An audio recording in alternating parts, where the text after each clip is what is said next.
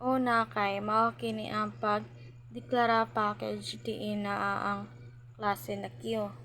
Sunod kay nagdeklara og Q class nga mao ni ang center sa Q.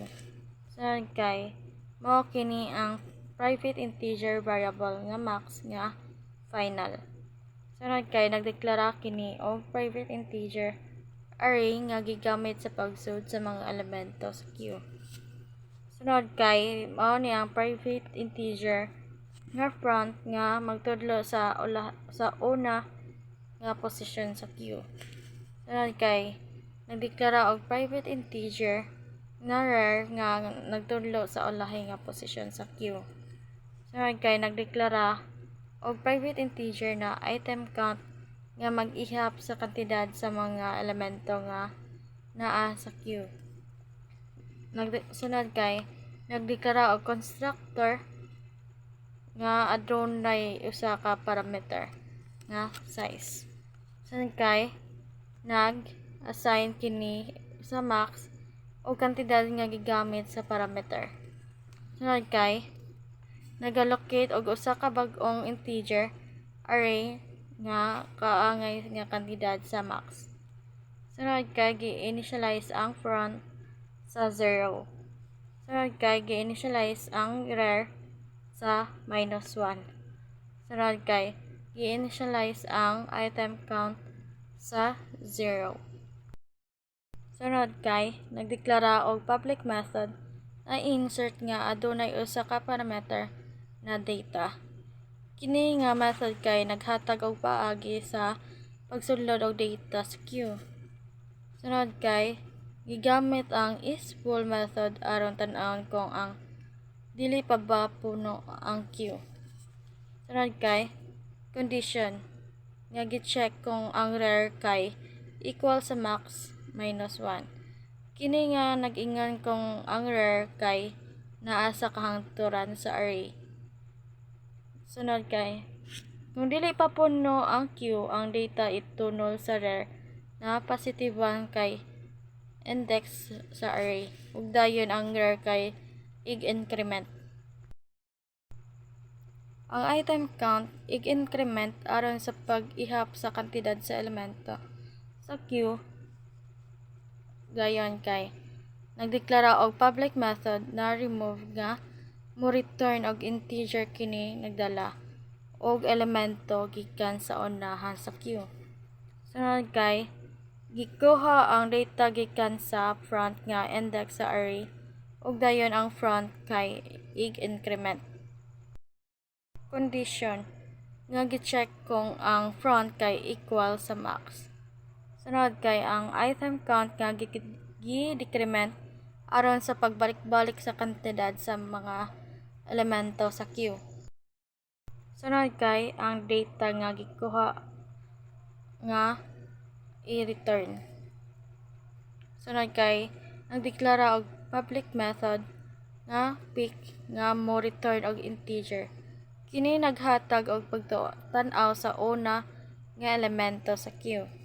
Dili makuha ni ang element.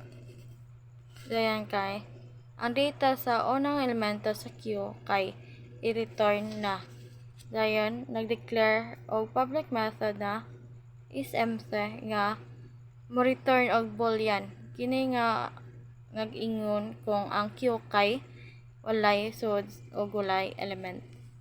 Sunod kay mo return og true kung walay sud ang Q og false kung naay sulod. Sunod kay nagdeklara og public method na isFull nga mo return og boolean. Kini nag-ingon kung ang Q kay puno na. Sunod kay mo return og true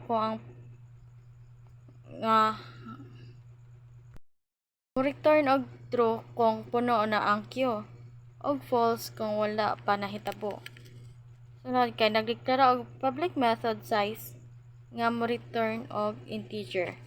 Sunod kay ang current value sa elemento sa Q kay i-return na. Mao kini ang pagdeklara sa pag-package diin naa ang klase na Q. Ang package mao ni ang grouping sa mga klase alang sa mga organizational purposes. Sunod kay kini ang main nga class nga gigamit alang sa demo sa Q class. Sunod kay gibuhat ang usa ka instance sa Q class nga gitawag Q o gamit ang constructor nga angay gi-assign nga maximum sa kantidad sa elemento nga mahimong itunol sa Q nga 6 kabuok ka elemento. Sunod kay nag-insert siya og value nga 3, 5, 9, 12.